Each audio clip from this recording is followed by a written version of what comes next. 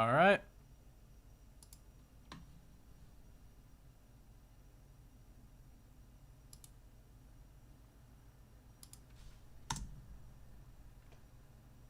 Hello and welcome to the Advent 7 podcast. Named that way because there are 7 of us and they're all named Advent. No, but in all seriousness, I'm your host and sassy black friend Trey, and as always, I am joined by Andrew. This is Matt. Ahmed. And I'm the interesting teacher that lives next door that follows you all the way from 3rd grade to college, Professor Shinobi. What? And I'm Spencer. Yes. Hi, Feeney. It's like, Mr. Feeney, how are you doing? Delightful. And yes, and today we are talking about your current reason for paying for Disney Plus and the start of Phase 4 for the MCU, WandaVision. But before we get started, we'd like to thank you all for joining us today. We always appreciate it.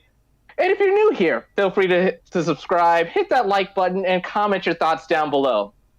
Once you're done here, check out some of our other videos, like our Mario Kart stream and our Super Smash Bros. Stream featuring Pyra and Mithra. All links will be down below.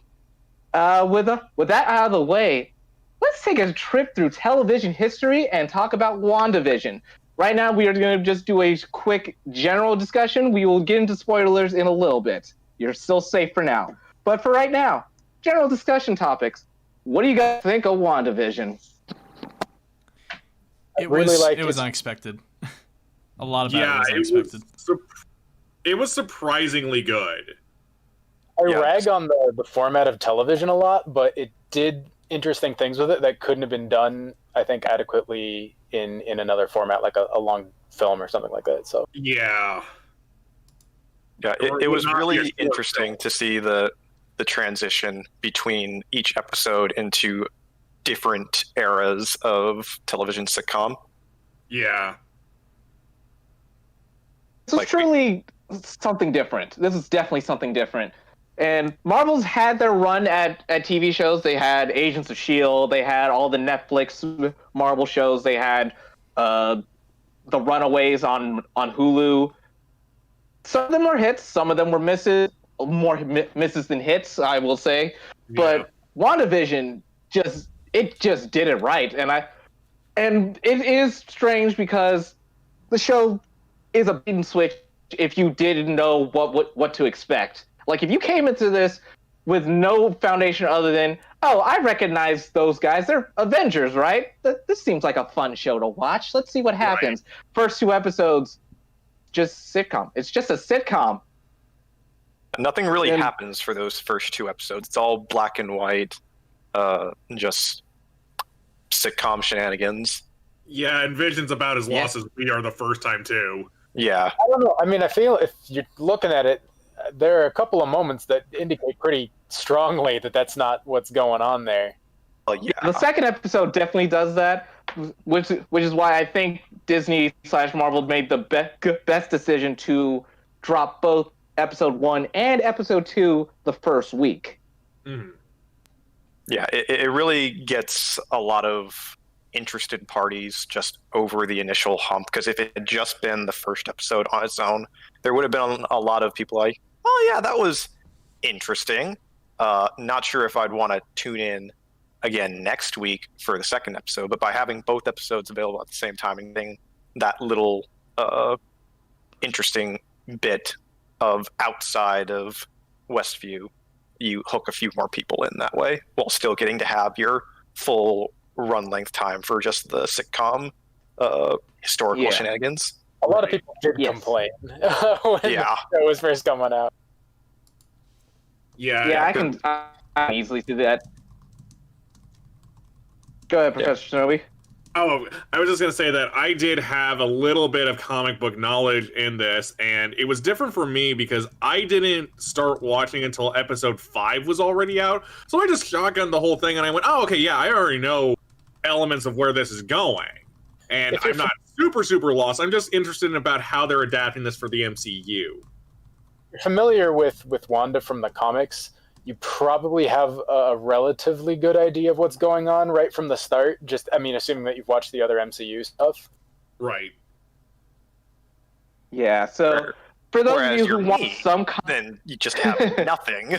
And I'm just like, I am just pure MCU only. I don't actually have really any comic book knowledge at all. So I'm just like, I have no idea what's going on here. So for those of you like Spencer, the main thing is that this takes from 3 specific comic book lines. I can't remember the other 2, but the big one was House of M.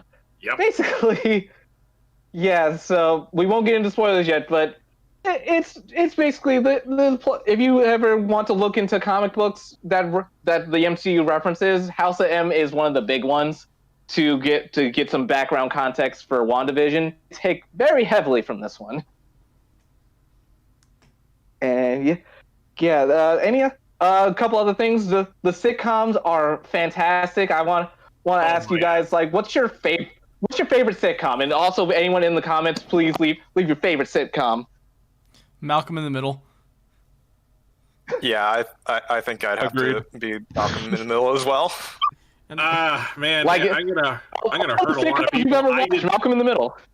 I never really watched Malcolm in the Middle that much. I was busy watching Boy Meets World, and I actually really enjoyed the series.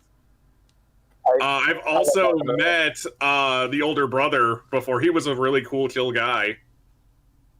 Nice. You got to meet Will Friedle? That's freaking awesome. Yeah, fun fact, he's also the voice of Terry McGinnis, who's the voice of Batman.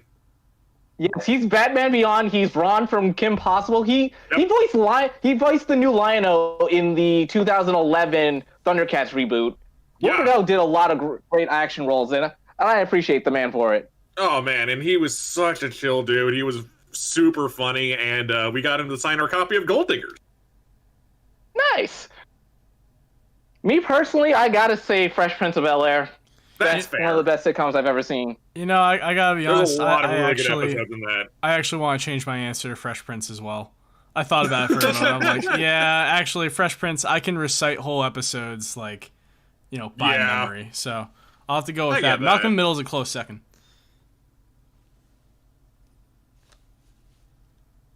Yeah, there are a lot of great. Hey, I grew up on Disney, so they just on Disney and Nickelodeon. I was spoon-fed sitcoms left and right. Drake and Josh. Oh, yep. Drake and Josh. I guess Drake and Josh that get me. Yeah, I guess I do remember like things like Drake and Josh as well. I have like this mental like wall between things that were like live action Disney, Nickelodeon, and then the rest of television. Because they felt very different for me.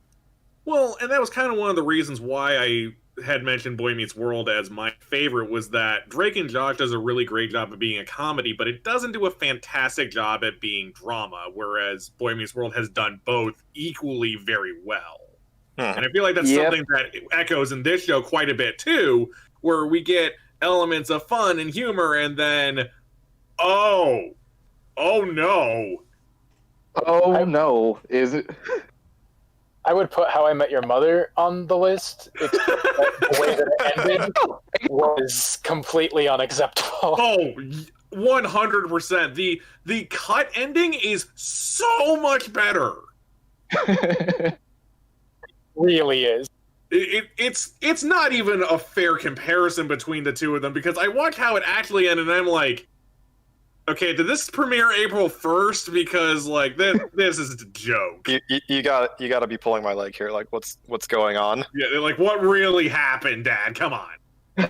It's like all right. Fine. Well, every ounce of character development we spent the entire last season on is going to be thrown away in 2 minutes. Yeah, no kidding. In like 3 scenes too. It was not fat. It was way too fast. Yeah. Man, yeah, I gotta hate when sitcoms just drop the ball on their premise. Yeah, where they get mom disease and it's just bye. All right, I think that's it for general discussion. Now we are in super spoiler territory. If you haven't watched WandaVision, our overall decision is go watch. Leave. Why are you here? You should know somebody with Disney Plus. If you know someone with Disney Plus, ask them to watch it. It'll take about 5 hours of your day, but you will be better off for it. Mooch off your Go friend's watch Disney Plus WandaVision. account like I do. It'll be worth it, I promise. All right, we're getting into deep dive discussion territory here. If you haven't left, you've been warned. So we're gonna start with episode 1, filmed before a live studio audience. WandaVision. It starts off with a 1950s vibe sitcom. So we're talking Van Dyke and I Love Lucy style of sitcom. I felt the I Love Lucy stuff really hard. Yeah, I like the aesthetic. The indestructible head. The film style aesthetic was all really cool, and the way the characters even speak, they kind of tweak their voices to be enthusiastic, like the I Love Lucy era of television. Mm-hmm. They have that fake Atlantic accent. I forget what the actual name for it is, but I guess it's not an actual. It's a New Jersey accent. It's invented for television. Oh. Yeah. Well, New England style voice. It's so funny because the other thing that doesn't show up right away and you don't think about is that every single time they're going to be changing styles, they have to change directorial decisions too. And it's directed in the exact same ways as each of them were. And it's just fascinating to me that they just do all of it completely seamlessly. Yeah. I think I heard somewhere that Dick Van Dyke actually got to consult on the show, so that's that awesome. would make a lot Oh, of really? That's genuine. I loved in the first episode there, like when things start going awry, like, going off script there, and they start shooting from camera angles that would not. Yes. Oh, I love that. Changing anything else, you just immediately understand that things have gone off script, that things are awry, and something weird is going something's wrong. The entire episode is normally just like side to side, just panning with very little. You can't even really consider it like a camera angle. It's just a camera pointing at the wall off set. Right. Yeah. And then all of a sudden we go into we fast forward into kind of like a old style horror low angles, just moving in on this guy, and the woman just constantly repeating what she's saying. Like it evokes like old horror. It's like, oh gosh. Yeah, it's really weird. Things are wrong. So some fun things. I think after doing my rewatch, I kind of noticed that the heart that they used on the counter to mark that the hearts were coming over for dinner was actually the heart drawn on the. It's basically the same heart that was drawn on the deed to the plot of land that Wanda is living in. Is it really? Oh. Yeah, I looked at it, I'm like, oh my god. Oh no. That's really sad. It's the heart. Oh no. Yeah, no, the show it's really good with the gut punch. But yeah, so we got the mom from That 70s Show, Deborah Jo Rupp. Oh, that was great. I'm so happy to see her again. Yeah, like very welcome cast addition. Actresses and actors like that you see from beloved shows finally making their MCU debut in whichever way. It's really cool. So, yeah, that was a nice surprise for me. It's also weird. It's like I don't know if this is a normal sitcom trope, but Vision working at a job that does nothing. He's Timmy's dad. He's a pencil pusher. I love it. He's just the Jetsons, where George Jetson's job is to clock in, hit a button, sit there all day, and then hit a button again. It's like, seriously, even Homer Simpson has a more involved job than them. Except he sleeps on the job all the time. Also the fact that Vision literally goes, "What do we do here? We compile data for what?" I he forget is quite what the literally guy said. a computer. Yeah. Back when computer was actually a job title. And not a thing that we have in our phones. Yeah. Yeah. No, that was really fun. Just getting to see this just typical office job. You don't really know what he does there, but it's not the point. Yeah, and everyone's facing the same way, thankfully. Oh, it's like, It's like, everyone's facing the exact same direction. Weird. I wonder if there's a window that way. Da da da da. But we also have to talk about one of the big cruxes of this series, the commercials.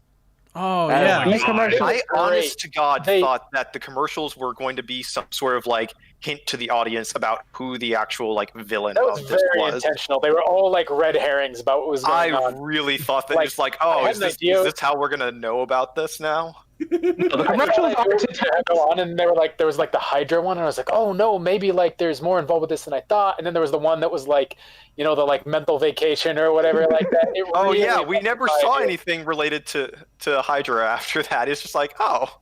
And then the world's most brutal yogurt commercial as well. Yeah, the first commercial is the Stark toaster commercial, which is just a reference to the Stark bomb that killed Wanda's parents and trapped her and Pietro under a bed for 2 days. The blinking light just the constant reminder of that blinking light. Oh god, the toaster was blinking. Yes. Oh no! Yes, Oh my god, I really need to rewatch this, don't I? They hid so much in these commercials. The commercials are just a trauma deep dive to remind us that Wanda has had a shitty life, a very shitty life. There was the other commercial Yeah, I guess about they all represent like stages of our life, don't they? They had that one product called really Lagos. do. Do you guys remember that? The Lagos commercial? Yeah, that was pretty obvious to me because I remembered that from Civil War, and I'm like, oh, yeah, she killed a lot of people. It was Crossbones' fault, but regardless, everybody blamed her. So Yep. Good God. So yeah. So we'll move on to episode 2. Don't touch that dial. We are in the 60s. We're doing an I Love Genie parody for the opening. Okay. Or Dream of Genie, my bad. There's a very big Easter egg in that. In the background of the grocery store in the intro, they have something called Bova's Milk. Oh. Bova is the mutant that raises those twins. Wanda and Pietro. Her mutant ability is really good at taking care of children. I mean, if you're going to have a mutant ability, it's marketable. I mean, I'm a dad right now, and I could probably use that mutant ability. But yeah, so we're in the 60s. Wanda's going with the Mary Tyler Moore, if I'm saying that name right. The sexy pants look in the 1960s. You're not supposed to wear pants if you're a woman in the 60s, but Wanda pulled it off so well. It's just like, oh wow, she's looking good. But we're here to do a fundraiser for the children. Oh, it was so weird. That the children. I just hated that scene, because of the culty vibes that it was just like, oh my gosh, gathering. this woman's on such a power trip. Yeah, I hate it. Yes, I forgot to mention we met our wacky neighbor in episode 1, Agnes. Who Agnes is just our wacky neighbor to the left. Your left, not mine. Agnes, the actress they chose to play Agnes, she just really pulls off this next door neighbor look so well, and her voice too. Like every single one of her mannerisms too. The actress they picked, she just fit the role to a T. So I never really could shake that off throughout the whole show. I was like, they picked the perfect person for this role. Almost scary how just spot on it often was, of just with sitcoms, it's like ha ha ha ha. It's like, oh my goodness. Her laughs were very projected, and she was just that really crazy weird neighbor who'd always pop by at the right convenient time. Yeah. And definitely has the timely jokes of it's the 80s. I just got back from my aerobics. Yeah, she's like, I'm going to jazzercise. God, it was so good. The set design, costuming, all of it so good. The attention to detail in this show, dude. Every era was just so full of nods to the shows of that time, and we as viewers who watch those shows, we catch them. So that's just another satisfying thing about WandaVision in general. Yeah, so WandaVision, WandaVision in the 60s. We're doing the fundraiser for the children, but we also have some weird things happening. Things keep hitting the side of the house. We think it's just a tree branch, but we eventually find a helicopter, a toy helicopter, but it's in color. Because at this point, we're still in black and white. Yep. Yeah, that was super cool. As Pleasantville. I mean, that's also a reference here. Yeah. It's hard not to mention Pleasantville when you see that bright red helicopter in the otherwise black and white. What's Pleasantville? Yeah. I have no idea what Pleasantville is either. It's a 1960s movie, right? Or was it? It was a movie, No. right? Yeah, but it was in the 1960s. But it's I'm not actually sure when it was shot. But the idea is that this guy gets this like cursed TV remote over and goes into his favorite sitcom where everything is prim and proper and fine, and then as things that he introduces start changing the way that the people react, things start showing up in color in this black and white world, and it kind of represents like sexual awakening of the community and stuff like that. It's a really good film. It's a lot of fun. Wow. Yeah. All right, I will add that to the list. Yeah. So yeah, we're dealing with the 60s, and we get the helicopter. We meet our friend Dottie, the boss lady of the neighborhood. Oh, Dottie. And just so you guys know, they made her a red herring. They purposely introduced Dottie to be a red herring. Yep. So if you ever thought something was up with Dottie, it's because they made you think that way. Yep. They were really good at that. It's almost kind of a shame, I think, like for people who aren't going to be watching this as it comes out. Like part of the journey has been the speculation with everybody, trying to figure out what's going on. They intentionally put in so many misleading little lines there to throw you off the trail. The weekly news articles that would come out that I'd see in my Google Calendar feed, or no, my Google News feed, where it would say like episode 5, this is who's probably the villain based off of these hints. I'm like, yep, everybody's just frantically trying to come up with theories right now because the show's not over yet. So yeah, I had some people by episode 2 that were like, is Senior Scratchy actually Doctor Strange? No, Senior Scratch is Senior Scratch is the devil. We all know he's the devil. I really personally wish that in our streaming landscape that there was more of a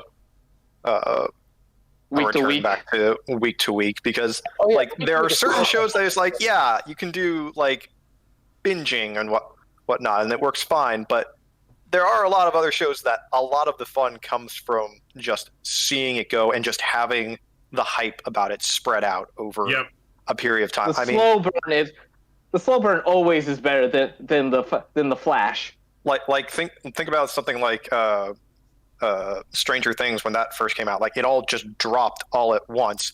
But really, how many people do you hear talking about Stranger Things? Like, I don't know, 3-4 weeks after it comes out, nothing, Right. not a zippo zilch. Yeah. Whereas this has been going on for like a couple months come out now. slowly too. Like because you have that sustained discussion, you have an opportunity for other people to discover it while people are talking about it as it's coming out. Whereas you drop it all at once, everyone watches it in a weekend, and then the discussion kind of peters off. Yeah. It makes a lot of money. This is something. It makes a lot of money for like a few weeks because of all the publicity and the advertising. Everybody talk about it, but then it just dives. You don't hear anybody talking about Stranger Things right now. That's for sure. Yeah. I mean, they're gonna come. I think they're coming back with another season. Yeah, maybe. probably. I think I heard something. They most likely will, and when they do, everyone's gonna freak out about it again. I'm also definitely a fan of the week by week release instead of like one big drop, because for me, it's also easier for me to consume the show one episode at a time on a weekly basis rather than all at once. Like I'm gonna watch the first couple episodes, I'm gonna get tired of it and like go do something else, and I'll forget. You know. Yeah. Anyways, off topic, but Off topic. Yeah. Off topic. On topic So for what- episode 2, this was actually the episode where I realized who Vision's actor is. Paul Bentley, when he's gummed up Yeah. and he's acting all inebriated. It's like, I've seen this guy, and it goes, hello! It's like, wait a minute. oh my god, that's Chaucer from Knight's Tale. Yeah. Oh my lord, I didn't know he was the same guy. That's so cool. There you go. So yeah, they had to put. So Wanda and Vision are doing a magic act for the children fundraiser for the children. And before they get to the show, Vision, who does not eat food by the way, goes to a neighborhood watch meeting to find out that it's just all the guys in the town gossiping about nonsense. And he's given a stick of gum. He starts chewing it because it's like it's not like I'm gonna swallow it or anything. He immediately swallows it and gums up his works. I like the X-ray it shows of his body. Yeah. And that I Love Lucy style of graphics, the little gears and yep, that was just like, this is such an oversimplification of this robot body, but it's hilarious. It was beautiful. Again, attention to detail. Yeah. So yeah. So there's a lot that happens in this episode, including another breakdown of the sitcom universe where a voice comes in over the radio trying to ask Wanda what's going on. Yeah. And at the same time, Dottie smashes a glass in her hand and gets a cut, and she's bleeding, and we can see it's red. She's just not having that much trouble about it, really. Dottie is just like, oh, okay. Pop quiz. How do you get out of white linen? Yeah, that was super weird. Like doing it yourself. Moments like that were just very offsetting early on in WandaVision. Again, you have like slightly different camera angles too when something weird like that would happen. So I really appreciate those moments because they throw you out and it creates more of a suspenseful moment. And you're like, what is happening? Because they're happening? Like literally breaking the illusion. So yeah, then we get our we also have our commercial for Strucker watches. For those of you who aren't keeping your MCU notebook next to you, Strucker is the Hydra scientist who experimented on Wanda and Pietro to give them their powers. So that is what that reference is about. Strucker watch. For when you want to watch that will get you punched by Captain America. Yes. But yeah, so leading up to the end of the episode, earlier in the episode, Wanda did the taboo thing of 1960s TV by pushing their separate beds together. Oh yeah, it's like she's like this is idyllic, but there's a problem here, and I'm gonna solve it. But yeah, so at the end of the episode, we get the result. You know what happens when a mommy and a daddy lay in bed together, kids? You get instantly 3 months pregnant. Wow. Damn. Just imagine having that with twins. Going fast. I'm celibate now.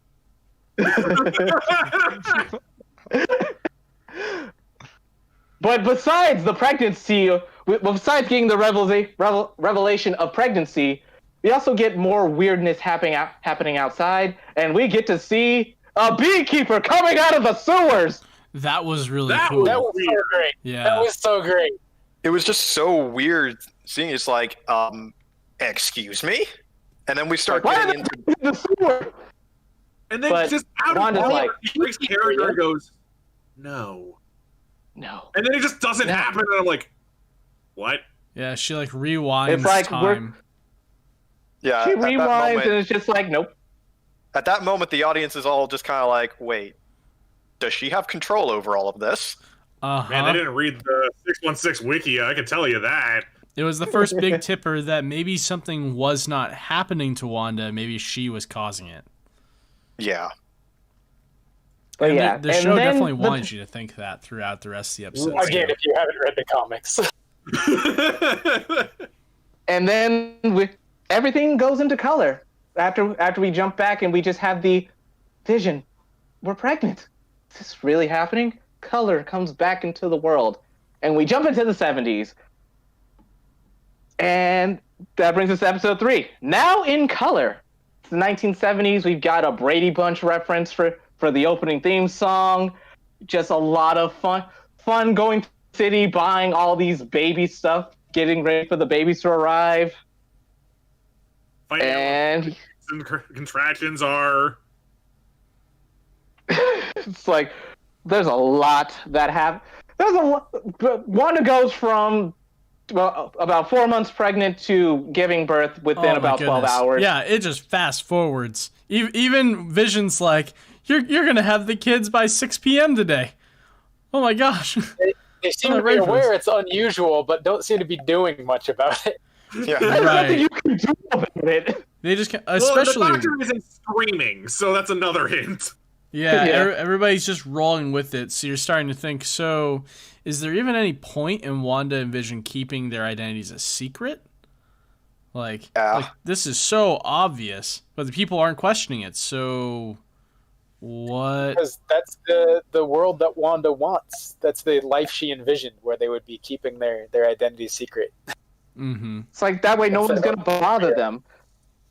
But yeah, so it's like Wanda and Vision do all the the normal steps of parents, except they're freaking out because it's happening within about 12 hours of them of just conception. So it's just like, this is happening too fast. But luckily I read at light speed to understand everything that's happening. Yeah. And then it grows again. It's just like, I have no idea what's going on here now. Then there's a stork. And there's a stork. There's just a stork that doesn't obey Wanda's magic. Or her powers, my bad. Her powers. Because she tried to make it go away, and it just wouldn't go away. But yeah, we have our friend Geraldine, who was introduced in the previous episode, and I will point out it was a 60s episode that had a black person in it, so I was like, this is odd. I'm gonna go with it, but something's not adding up here. Hey! There are two people of color in this episode. There are two people of color. Actually, three if you count Vision's best friend Norm from work. Oh, I thought you were gonna say Vision because he's red. Yeah, that too. Yes. Vision's literally a man of color. That too. But yeah, we have our friend Geraldine, and she comes in. She's basically a 70s power woman, so that's great to have her. But she's acting as Wanda's, basically her midwife, there to help give birth. Fish or something? I can't remember. Wait, what? Say again. Geraldine's pants in that episode, they have like fish on them or something. Yes, they have fish on them. They have fish on them, and thus the stork wants to eat her pants. That makes more sense to me now. Brought to you by Disney. Brought to you by Disney. Again, attention to detail. So eventually Wanda gives birth to two baby boys, Tommy and Billy. Go figure. Twins. Gee, I wonder where that came from.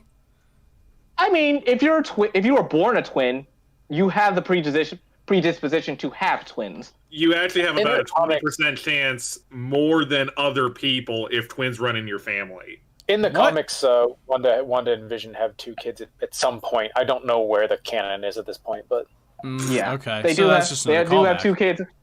Yeah, it's a callback to the comics because that's another reference to House of M and a few other comics relating to Wanda and Vision. And yeah, so we get Tommy and Billy, who, if you'd read the comics, you know that they are supposedly going to have superpowers and get the names Wiccan and Speed. Okay. But to tell you guys, many years off, right? Yeah, many years. Far down the line, we might never see that in this show. We also get a commercial for Hydra Soak, which is a reference to Agents of S.H.I.E.L.D.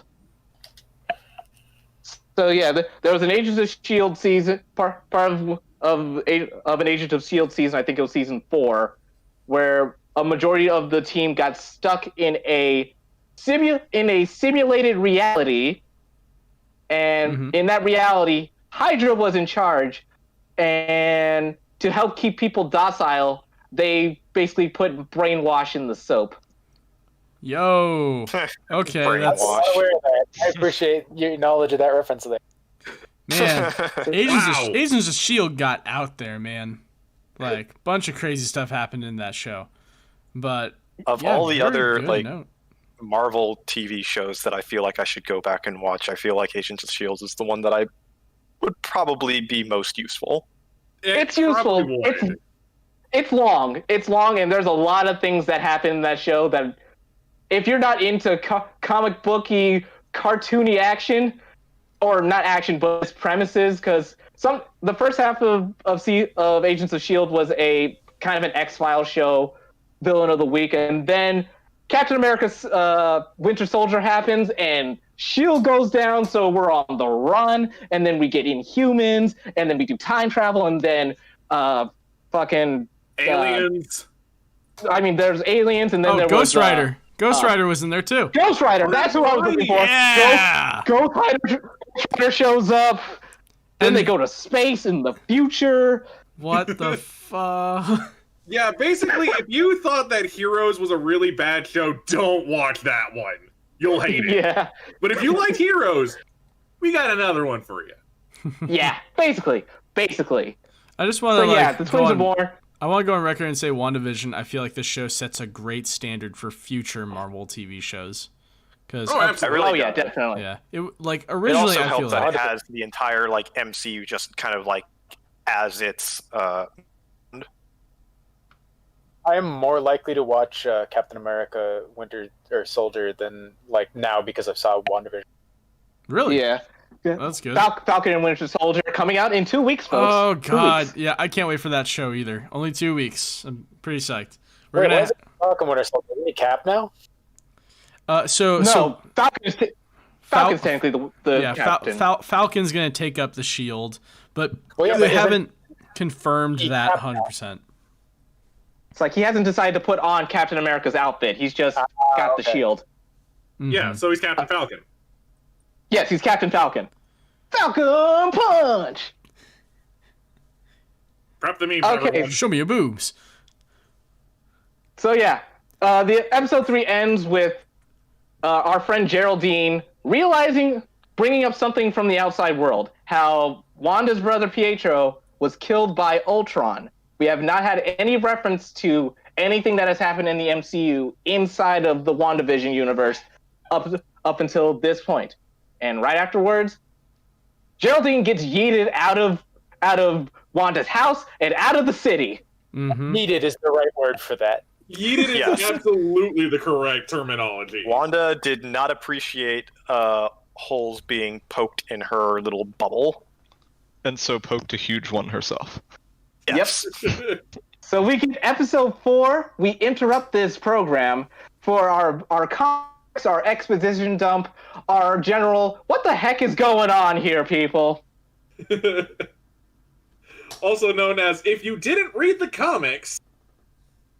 It's like, if you didn't read the comics, if you need some background information, here we go. We now know that Geraldine is our friend Monica Rambeau, who, you guys paid attention, is the little black girl from Captain Marvel. Yep. Yeah, didn't think we'd be seeing her again so soon. Say again, Ed? Couldn't hear that. It's to be Captain Marvel herself one day. I think long before. I can't remember the current Captain Marvel's name. Carol? Marvel, yeah, Carol. Carol Danvers. Yep, Yeah. it's Danvers. Wait, so you're saying Monica ends up becoming Captain Marvel at some point in the comics too, or? She's Captain Marvel in the 80s. Oh, okay. For a Cool. while anyway. I really only ran into her in some crossovers with X-Men, so I'm not 100% sure, but she was introduced to me as Captain Marvel, the character. I think she's also in Next Wave, isn't she? Something like that, because she has another name called Photon. Okay. I believe one of her other aliases is Photon.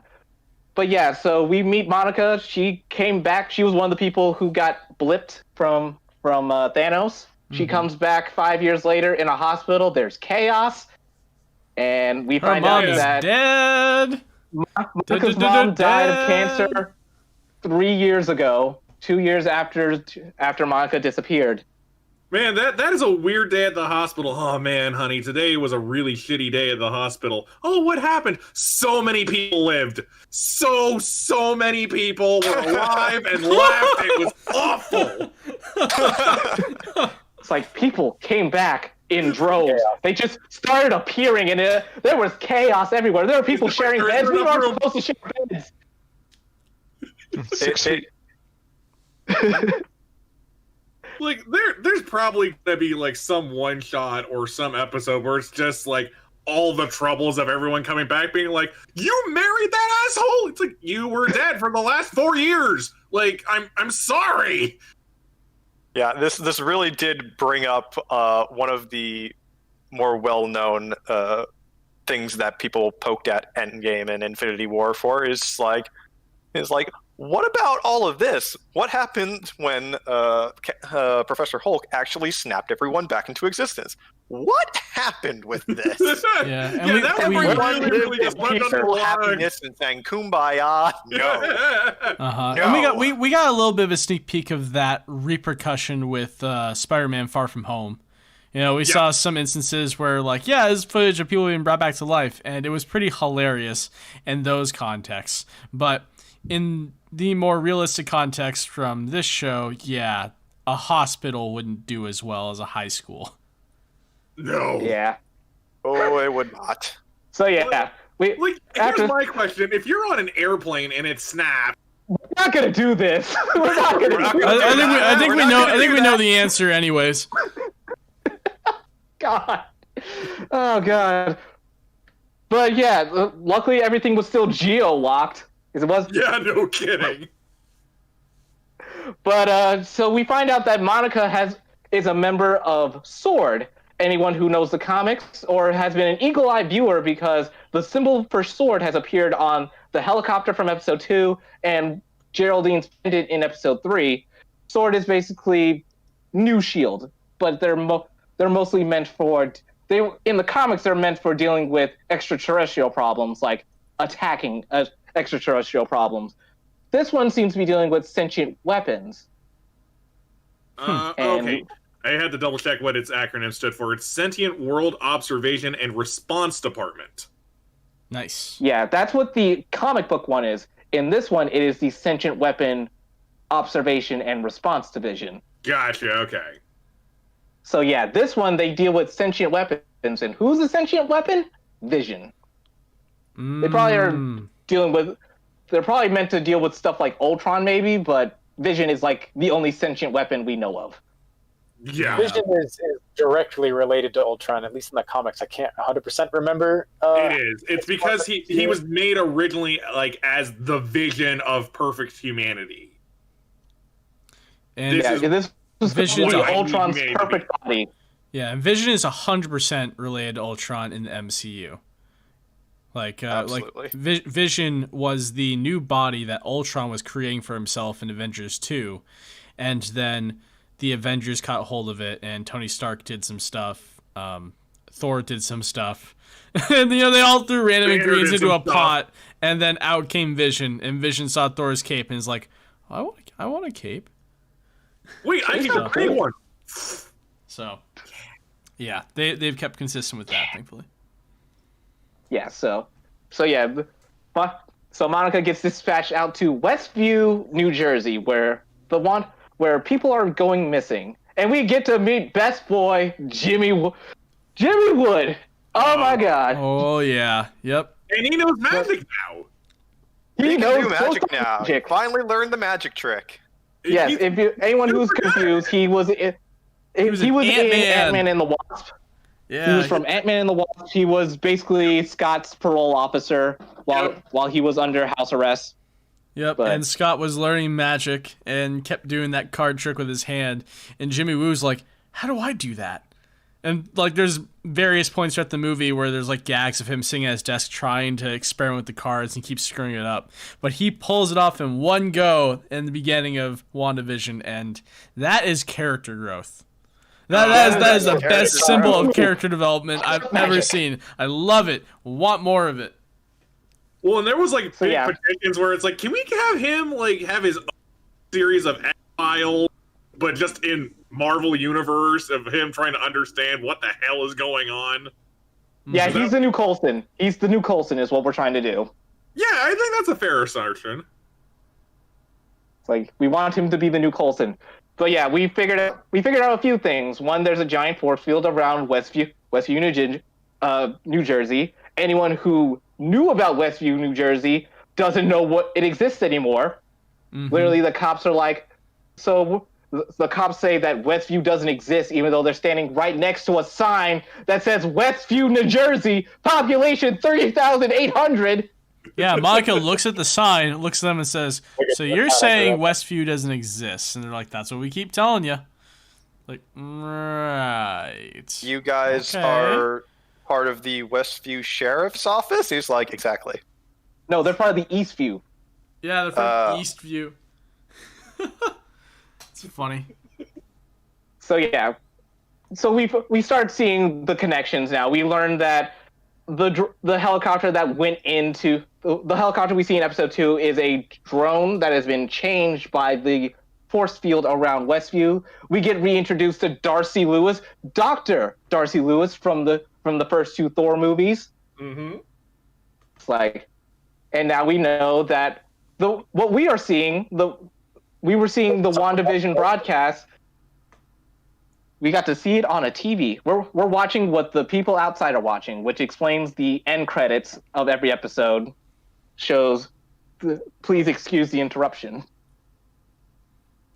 Or the signal is lost. The podcast is made from them in episode 2, where it's like, Wanda, can you hear us? We're trying to reach out to you. What's going on? Yep. So yeah, we find out that Jimmy is the one who was talking on the radio. We find out that the beekeeper is one of the agents who went in underground in a hazmat suit and got turned into a beekeeper, and then the cord that was tethering him turned into the terrible jump ropes of the past. Oh my god, those were terrible. I remember those jump ropes. Oh man.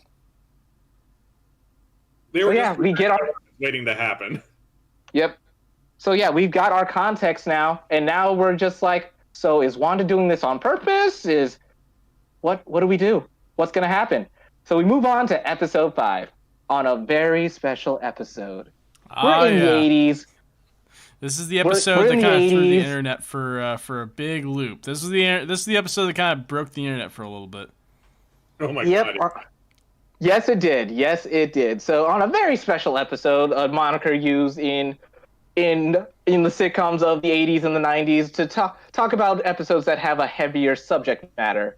We get a mix of All in the Family for their theme song, as well as Full House. And remember, guys, Wanda is played by Elizabeth Olsen, sister to Mary-Kate and Ashley Olsen. The Olsen twins. So yeah, we got the Full House reference that we needed in this show. And so yeah, we got in this episode, we start off with the babies crying nonstop.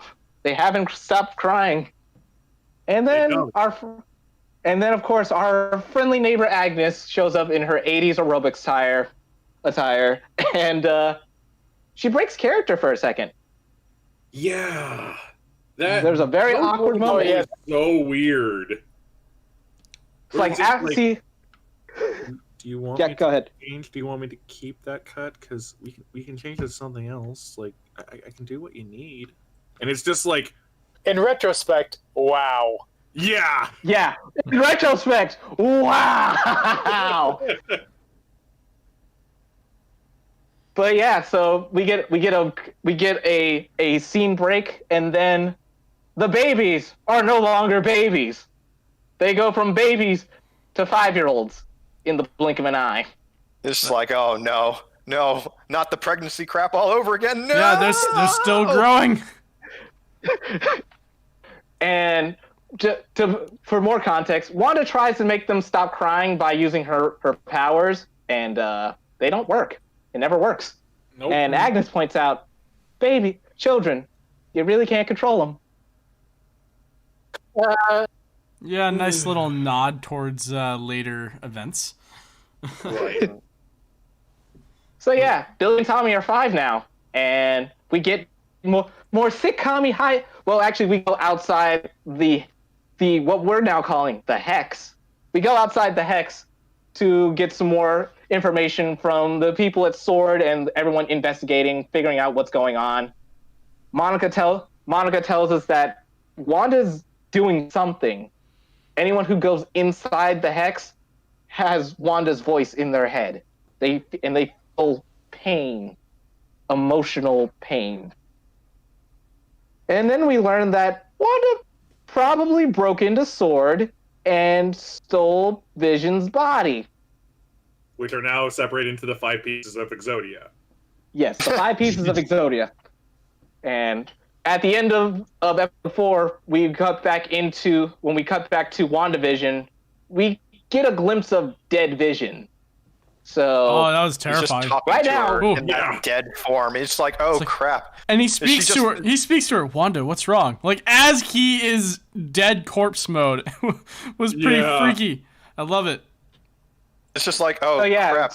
She's just like somehow like put up like an illusion reanimation around this corpse of a body. It's like, Right. Wanda, what have you done? Yeah, that was the first yeah. clue for me that like, oh my god, did she steal Vision's body? Is this Vision's dead And then body they- that she's just dressing up? Ah, Playing puppets. Yeah. it's a real weekend at Bernie's. Rotting. Yeah, I- it can't I- rot at least. yeah, it's wires. So It'll yeah, rust eventually. yeah, it's just an old It's computer. vibranium. It's That all- stuff all doesn't go good. bad. It's like if your computer It's had like- a face. But yeah, so with that information, the director of S.W.O.R.D., Hayward, Dick, he shows us that Wanda broke in and possibly stole Vision's body and is possibly reanimating it to play Father Knows Best. But we also get Jimmy Woo to explain that Wanda's has not been called the Scarlet Witch. So this entire time she hasn't had a code name. It's always just been Maximoff. It's like Wanda Maximoff. She's got weird powers and she's I done actually some stuff. hadn't realized that until they said that, because just people, online and stuff would call her the Scarlet Witch and stuff. Yeah, I didn't mean, actually realize that Marvel- myself. Marvel fucked up. They actually, in the promotion for Age of Ultron, they did a list off of all the Avengers that were in the movie, and they called her Scarlet Witch. They called Pietro Quicksilver, and they called Vision. In a commercial?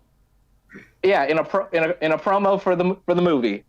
Well, okay. was it like a narration? Was it like It wasn't even narration. They had big flashing words that said their names. Oh, I see. They're like title cards. in canon? No one's called. Yeah, Okay. the thing is like early on in like when Age of Ultron came out in 2012, even around that time, Marvel was still, they weren't hard pressing. Was it 2014? I thought. Oh, right, it was 2014. Well, even back then, like in the MCU, characters like actual superhero names were not being pressed very hard. Like they would still refer to. They were still kind of scared to do that. They'd still more often Yeah. refer to Hawkeye as Clint. In fact, Hawkeye didn't get the official Hawkeye name until, Endgame. And it wasn't something that somebody called him. He mentioned it while teaching his daughter how to, shoot a bow and arrow. So... No, I mean, Yeah. that's his code name in, S.H.I.E.L.D. S.H.I.E.L.D., they address him as Clint because that's just his normal name. Yeah, right. So it's still there. But, even back then with Age of Ultron, Marvel was still not pushing very hard with some of the characters' official superhero names. Maybe out of the fear that it would sound too cheesy at the time. But now everybody takes Marvel comic movies very seriously, so there's been more leeway room for it now. So I always noticed that they didn't call her Scarlet Witch, and I think because they didn't do that, Wanda almost felt like not a full superhero to me quite yet. She didn't have the crown on her head. She didn't have the full-on costume or cape. She didn't even have her name. She was just Wanda wearing normal clothes, or sometimes a big red jacket, and she'd have the powers. So for me, it was really satisfying to see that they finally were going full force with who she really was in this show. Yeah. So during this our fun with Billy and Tommy, they have our sitcom hijinks of they brought in a dog. They found a lost puppy and they want to take care of it. Wanda and Vision are like, well, they probably shouldn't take care of this dog until they're at least 10. And you know what? Ruh-roh, Rocky. They turned into 10-year-olds. They accelerated. They just grew again. They looked at each other and were like, okay, you want us to be 10? Now we're 10. We can take care of this dog. They have found the ultimate loophole. The power you always wanted as a kid to like age at your own pace, to grow up as soon as you wanted to, so you could do adult things. When you're just older, be glad that they weren't teenagers. Just like you can't have any alcohol, not until you're 21. It was like, all right. It's like no.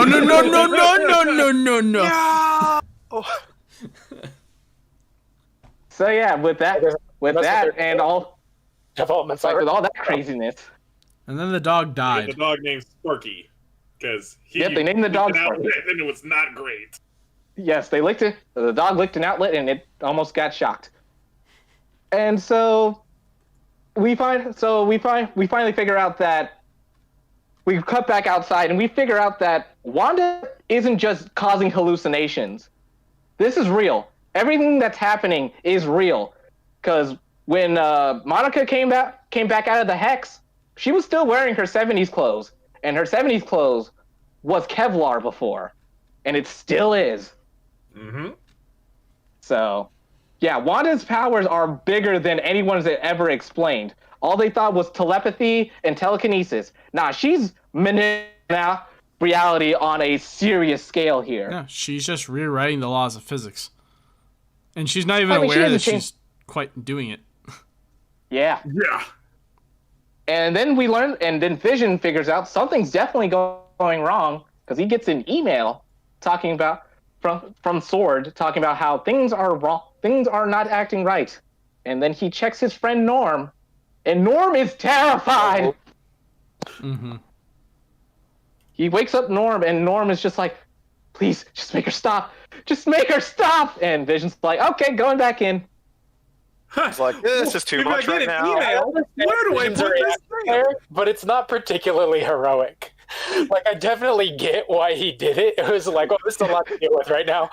But looking back on it, I'm not sure that was the upright moral path thing to do. Just gonna put that back.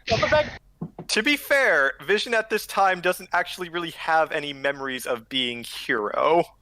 He just has powers that he's aware of.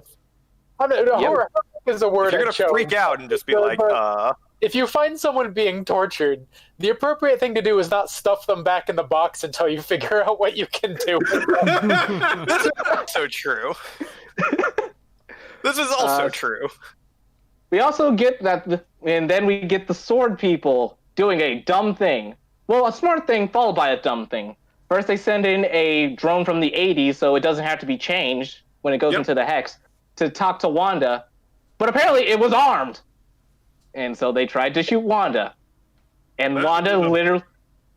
And Wanda... You don't piss off the person with magic powers, because she walks out of the Hex, and she's just like, guys, leave me alone. I just want to live with my husband and my kids in this town. You don't bother me. I don't bother you.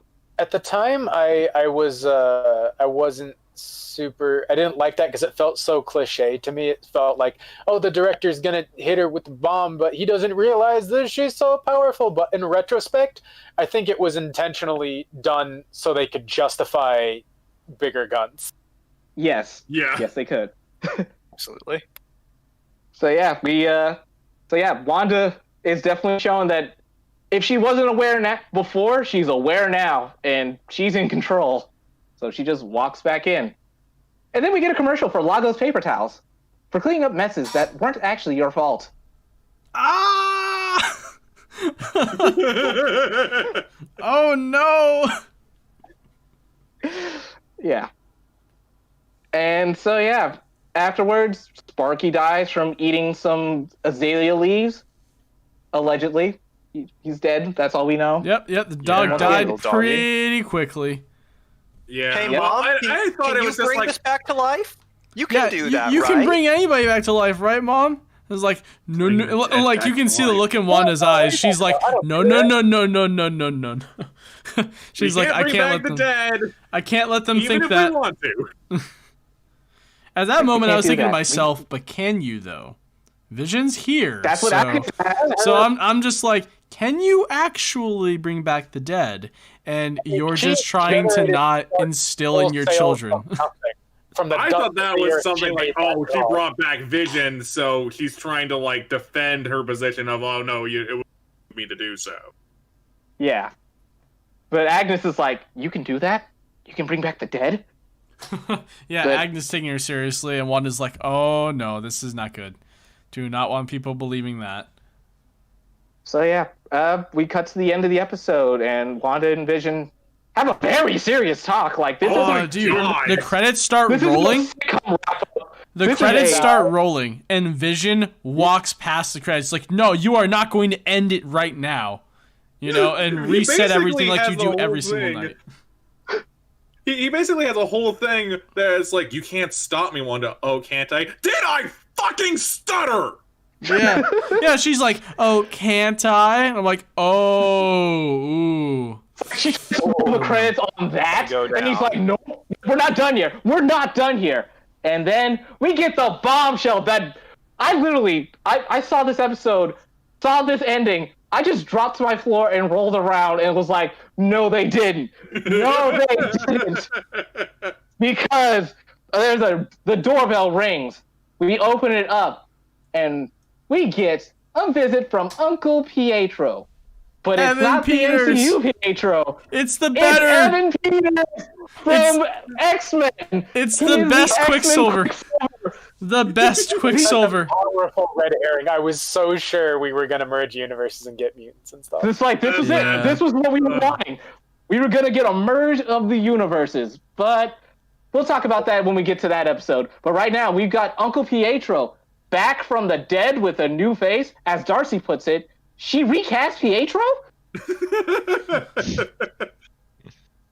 It's weird because running her own family. When Wanda saw Pietro, like she immediately said, "It's Pietro." Like she hugs him, even though he looks so different from her actual brother. So because Pietro like 90s, like, aren't you gonna hug your brother, man? Yeah, it's like long lost brother. Okay. Yeah, like long lost brother give his sinking sister a hug. Gotcha. It's just like Pietro. Yeah. It's like, so, okay, yeah, all right, it's your brother, just different face, but it's still him. Don't worry. All right, moving on to episode 6, and we better try and pick this up. But I'm enjoying the conversation. Oh, we got. It's like what, 9 episodes total? Was this season? Yeah. Yeah, we're almost there. Yeah. So, in episode 6, all new Halloween Spooktacular, taking place in the 90s / the early 2000s, and we get a Malcolm in the Middle theme song reference. The kid addressing the camera, which was great. The kid addressing the camera. Also, the theme song. the costumes. Oh my god, the Halloween costumes.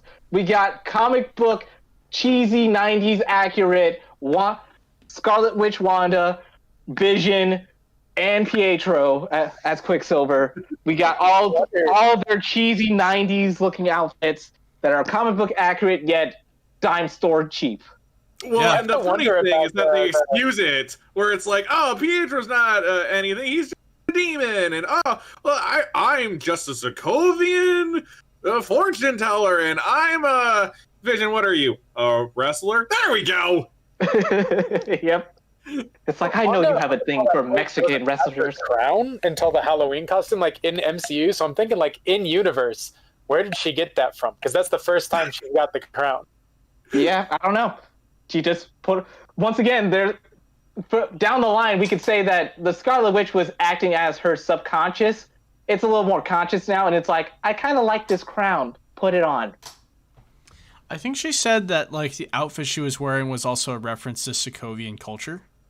Yeah, Sokovian fortune teller. Okay. Yeah, she said it was a Sokovian fortune teller. We don't know how accurate that is, because we get the random cutaways of memories that we got in the early 2000s. Like, they got fucking fish for Halloween. Yep, they got a fish for Halloween. It's almost as bad as the costumes Mom made us that one Halloween we went trick or treating. It's like, I don't remember it like that. It's like, I don't remember exactly like that. You're probably repressing the trauma. It's like, what is... So yeah, we're getting very suspicious of Uncle Pietro here. Meanwhile, Vision is being a little snarky here. Like he's kind of complaining about his costume because it's the only thing that was in his closet for today. And then he explains like, well, I'm going to be here. Yep. And then he explains how he's going to be part of the neighborhood watch protecting the town from Halloween hijinks, even though Wanda wanted him to watch the kids for Halloween. So it's just like, Mommy and Daddy are fighting. Well, not fighting, but they're not on good terms. And so we're seeing some more breakdowns of the chaos that is going on within the Hex right now. Mm-hmm. We've got with the Halloween special, we got Pietro being the crazy wacky uncle, showing the kids around, causing mischief and whatnot. Meanwhile, Vision takes a tour around the town, and the further out he goes, the worse things kind of get. Everyone is just kind of frozen. It's like that's the worst of it, but it's like Cyberpunk 2077.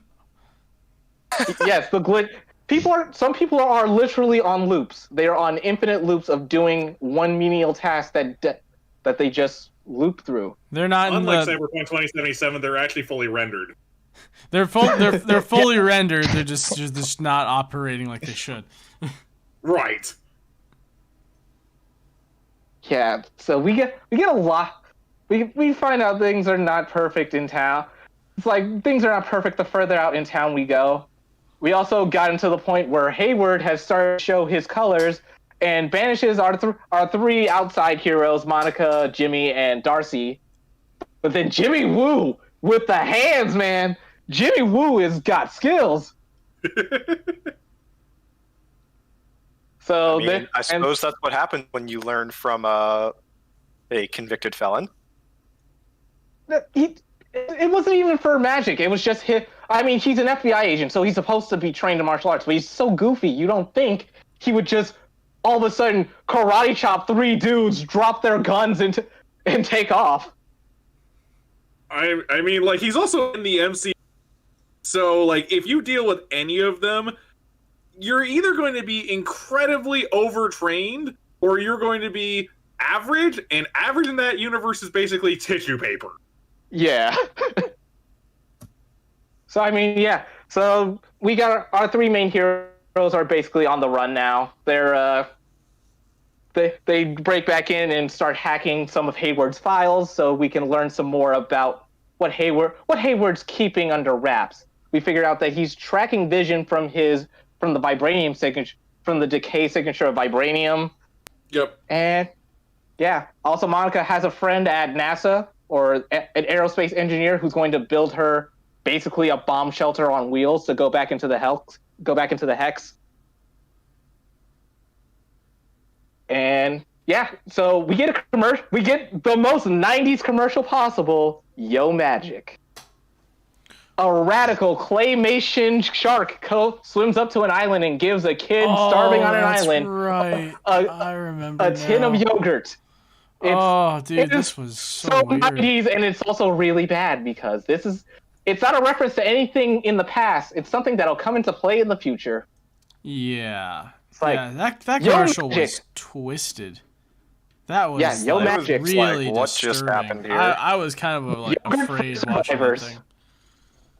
That was not a fun commercial. It's awful because it's like you have the kid and it's like, oh, I got this yogurt. And he's too weak to pull up the plastic. And you just see him slowly rot and decay into a skeleton. And then he just goes all the way back into the 90s with, hey, this is the food for survivors. Like, what? And then it just goes back to the show like, okay, hold on. Yeah, it's just over. You're like, bruh. No, we gotta stop, hold up, hit the brakes, backpedal. Like, what was that? I cannot imagine this being on a show on television where you do not have a pause button and the ability to go back, because that would have made everyone lose their freaking mind. that commercial would scar children, and your magic would not sell, or it would sell a lot because it's so radical. It was the 90s, bro. That sounds so well. That was like the era of like trash pale kids or whatever, and like rap. Yeah. So yeah, after that we get more Pietro being very, very sneaky. He's being very sus right now. Asking questions like, so I see you didn't keep any of the... It's like, where have you been keeping all the kids at this point? Because Vision pointed out last episode, no, there are no kids in Westview. They've never been outside. There's been no kids involved in any of the episodes. Until now, the Halloween special where all the kids are available. So, yeah, Pietro is poking some questions that are like, what's Wanda doing? How is she doing this? We also get another jump scare of dead Pietro. Oh, yeah. Yep. He's covered in the bullet holes. That was also pretty freaky. Meanwhile, Vision finds our friend Agnes on the way outside of town. Mm-hmm. It's very weird because how could she get lost in her own town? She was going to the town square Fright Fest. You know, in the middle of town, except she's at the edge of town. Just another NPC that got confused. And then Vision brings her out, and she she basically explains like, "You're an Avenger, but you're dead. If you're here to help us, please be here to help us. Help us, get us out of here, because you're dead. Otherwise, we're all dead, just like you are. You're dead, dead." And Vision's like, okay, going back in. We're just gonna put that lid back on Pandora's box and slowly let it roll away. In this instance, at least, Agnes was like freaking out to the point where Vision was like, okay, I can't fix this right now, so I might as well put a lid on it. Unlike his co-worker, whose name I can't remember, who he's Norm. just like, I can't deal with this right now. Back in the box. Yeah, it's like no, we'll just save this for later. I don't know what to do. So yeah.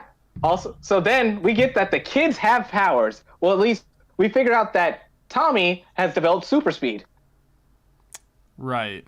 That just kind of happened. The pleasure of Quicksilver Pietro's joy is like, oh yeah. And then family. Yeah, and Vision eventually decides, all right, I'm at the edge of the border where Wanda says not to go past. I'm gonna go past it. And he breaks out of the hex, and he starts to disintegrate. Jesus Christ, he's being ripped apart. Yeah, he was dying. To his credit, though, he actually has a really big heroic moment at this point, because he doesn't say "help me." He says the people inside need help. Yep. Right. The people of Sword are just watching Vision fall apart, but he's like, help! The people need help! Yeah. And thus Billy starts to develop his powers. He hears Daddy screaming for help. He goes to Mom and tells her, Dad needs help! And Pietro, being a dick, says, what? It's not like your dead husband can die again. Yep, so she, blasts him through, like a small building? Hay bales? Like one of just a bunch of hay bales. Just a bunch of hay bales. And then she proceeds to just do the thing that she thinks can help him exactly now, and that's expand her control. She expands the hex, and now it consumes it's miles even wider out, and it turns the sword watch facility into a circus. And our friend Darcy, who was chained to a car, is now in the hex, part of this circus. Hayward managed to get away, but yeah. So now the hex is even bigger, and there's a circus on the outskirts of town. Vision is safe, but yeah, kind of how the episode ends. Mm-hmm. And we move on to episode 7, Breaking the Fourth Wall. And it's basically the late 2000s, almost 2010, because we get an Office reference for the theme song, and it's basically Modern Family. Yeah. I was going to say Arrested Development, but I guess they're very similar in format. Yeah. They really are. Definitely with the whole bit where they will literally have people sit down in front of a camera and talk to them and be like, no, I'm just gonna take a staycation because shit is just crazy right now. Yeah. And But she her had powers- like, the perfect mom breakdown in front of her children. It's like, it's okay. Just draw your own conclusions. Everyone dies alone. No one knows what's going on. I might have dropped a lot on them. Yeah, and also Wanda's powers are starting to act weird. Their stuff keeps phasing through time. The boys' video game controllers shift between a joystick and Uno cards. Or a GameCube controller. Yep. So it's just so things are not holding up. Meanwhile, Vision, who was on the outskirts of town, wakes up and he's in the middle of the circus.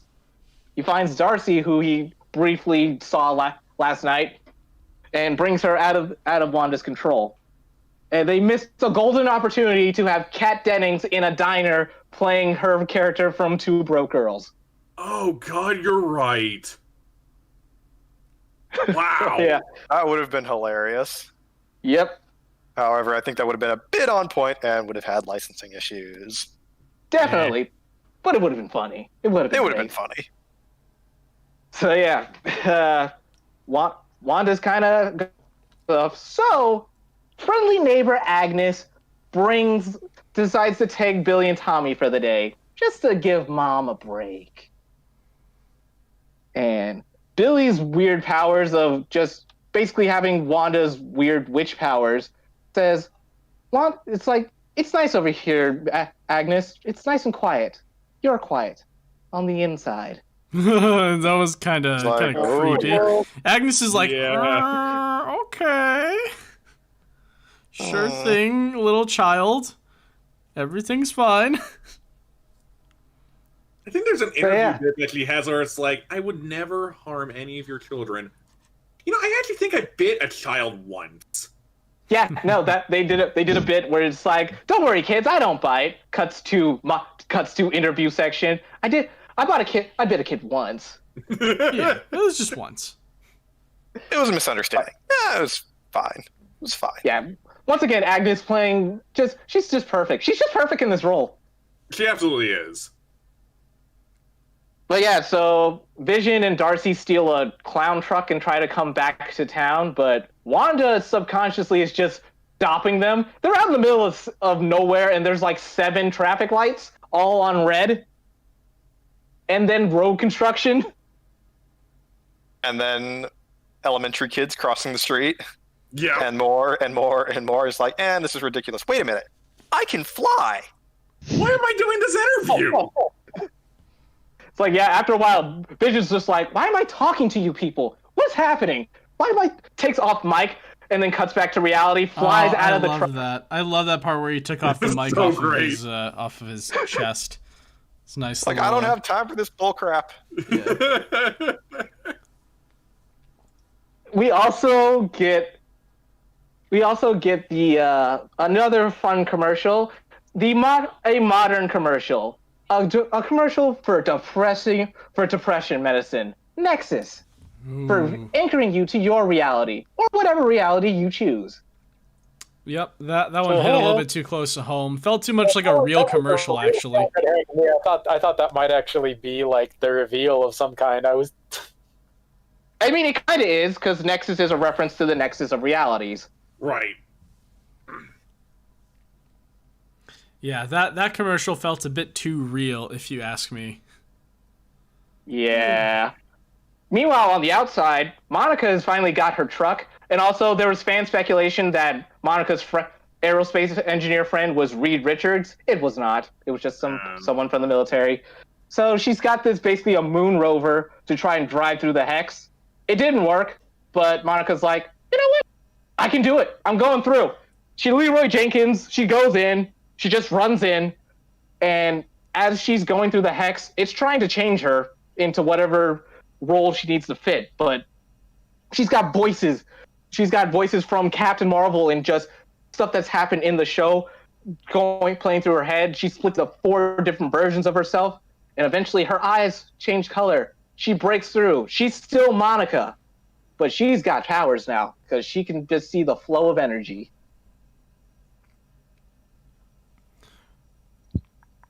Okay, we have like about 15 minutes left, so Yeah.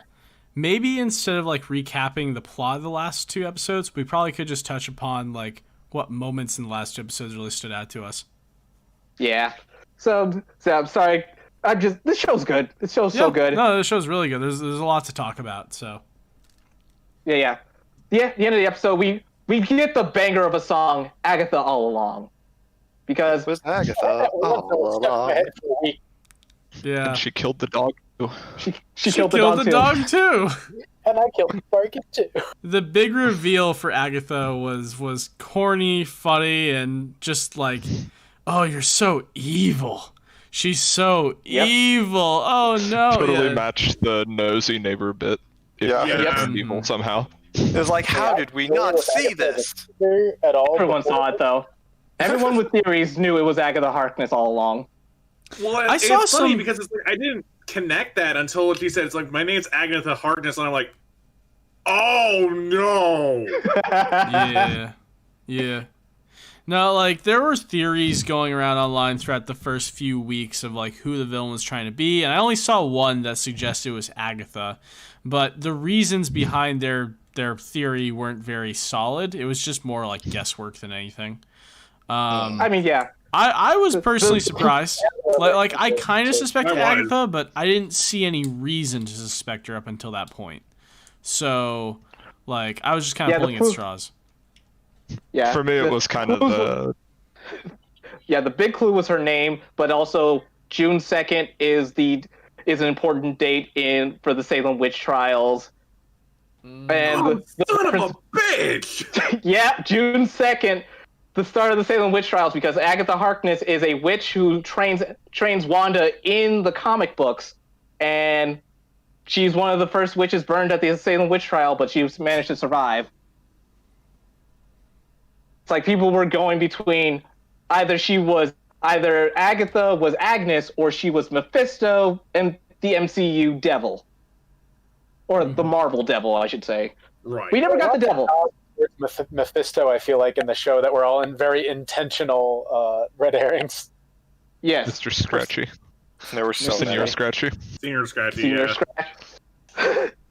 But yeah, the last 2 episodes, we basically get a trauma deep dive for Wanda. We actually get to see out the things in Wanda's life that are the dramas that cause Wanda's life play out fully. We also learned that Wanda loves sitcoms. I mean, even more so than we thought, because her family spent every night practicing English by watching sitcoms. They had a giant DVD collection. A time era, but we're not going to talk about that. Her favorite was Dick Van. To tie the premise of the show into the character. That's a really great... Yeah, they didn't have to do something like that, but it made it all come full circle. I really appreciate it. Well, and also when she's at the Avengers Tower after the Sokovian incident, and she's just watching a DVD player because she just wants to be secluded and enjoy something that she had with her family. Yep. Mm-hmm. It was just watching her. Wow. She had nothing better to do either at the time. She was locked up, so may as well watch TV. And I think it's kind of impossible to talk about this show without the moment where Vision comes in and says, it's okay to be grieving about this, because what is grief if not love enduring?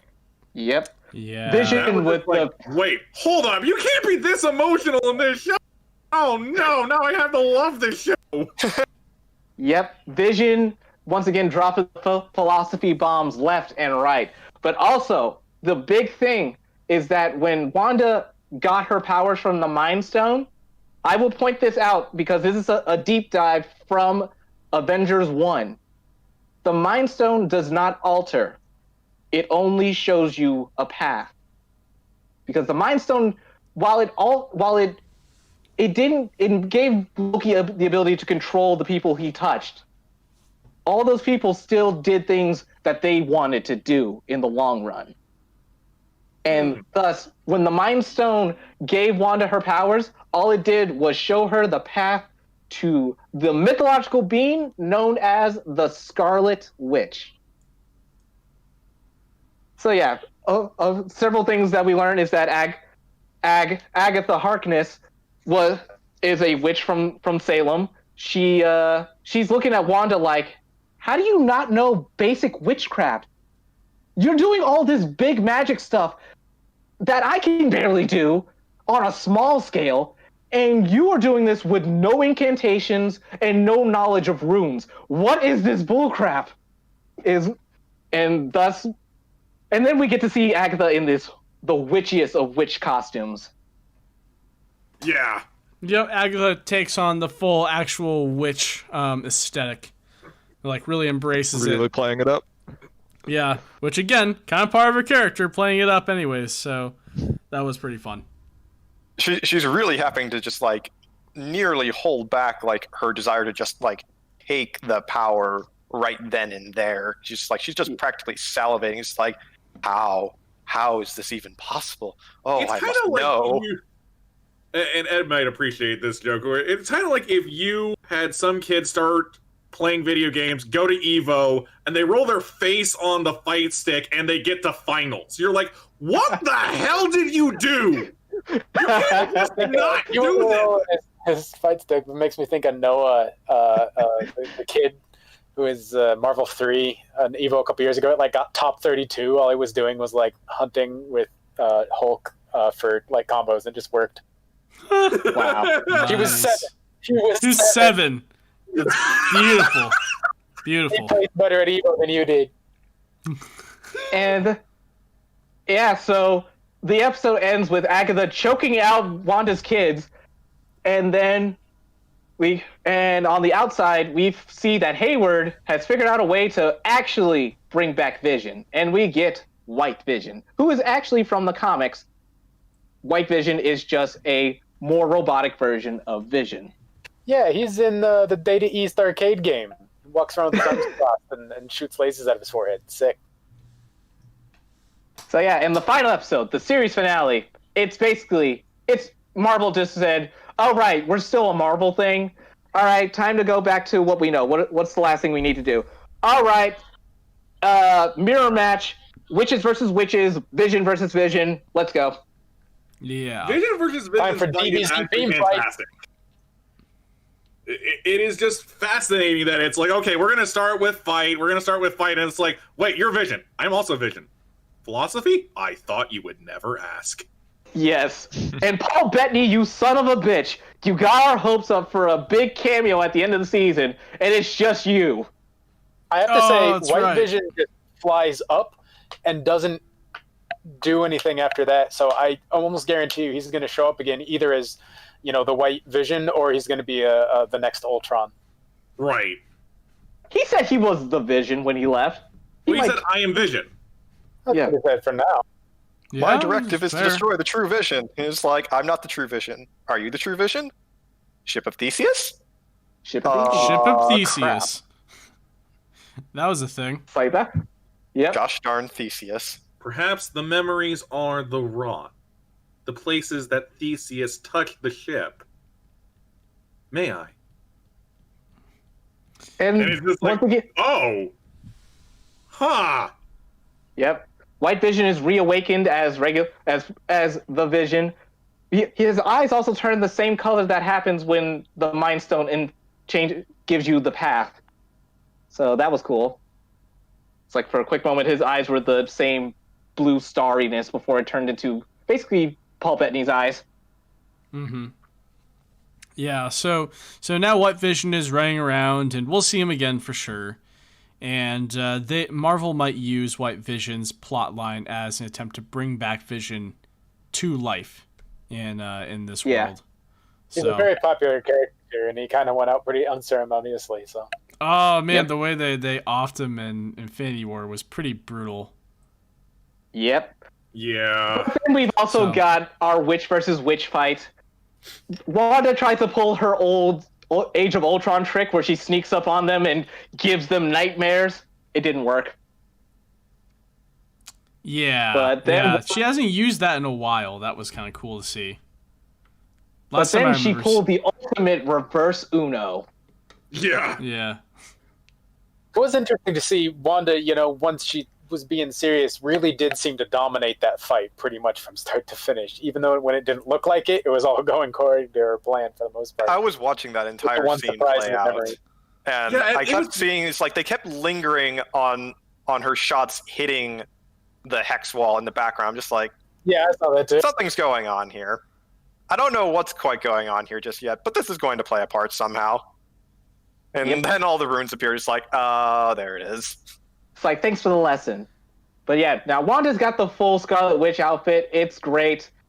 And, we also have drama with Agatha basically releasing everybody from Wanda's mind control. And they are mad and upset and they want it to end. Justifiably. It's like, we just have your nightmares. I miss my child. If you're not gonna let her go, that's cool. Just let me die. I'm done.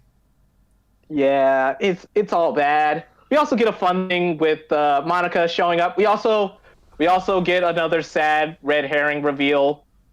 This whole time, Agatha's been talking about her husband Ralph. It turns out fake Pietro is Ralph Boner, and Boner. So we are not getting X-Men in the MCU just yet. Alas. Alas. Big bait and switch right there. Took the entire community for a ride. Yeah. Yep. The fact that they teased it like that means they know we all want it. So I wouldn't be surprised if it does happen sooner or later. Still. It's still possible. Have the rights. Yeah, they own the Fox rights now, so you never know. It at least confirms that it's like, okay, they definitely know what the community wants. It's just a matter of, will we be benevolent gods? Yeah. I really like to see it happen just so that we could see X-Men and other things too, because they didn't own the property, they weren't pushing it, and of course Marvel Infinite just has only Wolverine in his DLC. Wolverine's DLC? Are you serious? Oh wow, that hurts. That actually hurts. That's rude. So yeah, overall, once all the fighting is over, the hex is brought down. But we have our series finale moment of any sitcom. The kids, Wanda, Vision, they all go home. They tuck the boys into bed, telling them that they will always be family, and that can never be broken. Close the door. Wanda and Vision share their last moment before turning out all the lights. They stare at each other. We learn that Vision is everything to Wanda. He's the last piece of the Mind Stone. He's her sorrow, her hope, but most of all, he is her love. And once the hex closes in, he disappears, the house disappears. It's all over. Wanda walks back to the middle of town. Everybody gives her the mean eye, even though they know they probably should not fuck with her. Also, after and with Wanda beating Agnes, Agnes is now trapped in this town as the nosy neighbor. There's an interesting bit where I know Agnes mentions the line, "Heroes don't torture people." Yep. Yeah. And the choice to have Agnes basically tortured like this really makes me wonder if they're going to be using Wanda as a villain later. That's something that people have been talking about. Is something that's been happening in the MCU. I mean, in a couple of different places already. Mm-hmm. Yeah. And what else? Sorry, I was on to something I forgot about. Post credits. Well, there is the post credits. What? No, I can't remember what I was gonna say. Just go on. So yeah, once everything's cleared up, Wanda flies off to learn to control her powers. We get to post-credit scenes with Monica being brought into the theater and approached by a Skrull and telling her that one of Monica's old friend, a friend of Monica's mom, either Nick Fury or Talos, probably the lead Skrull, wants to see her up in space because Monica has powers now. She can see energy. She can absorb energy. She's awesome. And so she'll probably be involved in whatever space-themed adventures Avengers are going to have later. And the final scene is Wanda out in, my guess, I don't actually know this, but my guess is the cabin is in the area where Sokovia used to be. And so she's just chilling out there. She's multitasking. She's trying to be comfy and cozy while also reading the Book of the Damned and learning more magic stuff. It really seemed like she just was trying to get away from everyone. And also, I was talking about this with Matt after we got done watching the episode. For all intensive purposes, she has already shown that she can make Vision and her kids. She just did it imperfectly with this hex field. She could focus all of her effort to try and just localize that effect and bring them back again if she wanted to, with enough effort. Yeah. That's like we also heard a cry from Billy inside while Wanda's studying, so possibly leading into Doctor Strange 2 into the multiverse of madness. So we'll see what happens then. I remember what I was going to say. Agnes also mentions to Wanda a couple times, you have no idea what you've done after Wanda absorbs all of Agnes's powers. So I'm curious what Agnes was talking about. I'm wondering if they're acknowledging the fact that Wanda might bring about the mutants. Wanda's definitely good. That's what everyone's thinking. Agnes brought up, you don't know what you've done. Wanda basically, she brings it up a couple times. Once when she realizes she's the Scarlet Witch, and she turns into the full Scarlet Witch outfit. She's like, "Oh God, because once again, the Scarlet Witch is chaos magic, something that is very hard to understand and even harder to control. She could be the harbinger of so much death and destruction we don't even know." Mm-hmm. It's like, I thought Thanos was bad. Yeah, and I mean, it really makes you kind of wonder. Even in really makes you Endgame, kind of wonder if she's going to be used as a villain or not. Yep. Right. Or at least antagonist. She's mentioned specifically in the Book of the Damned as stronger than the Sorcerer Supreme. So it kind of was like that hint of, I really think Multiverse of Madness is where she's going to show up, and also kind of metagaming it. Looking at the list of what they got planned all the way through 2023, there's nothing that mentions her name specifically. Yep. It's like she has been cast for it. We know that she's reprising her role in Doctor Strange 2.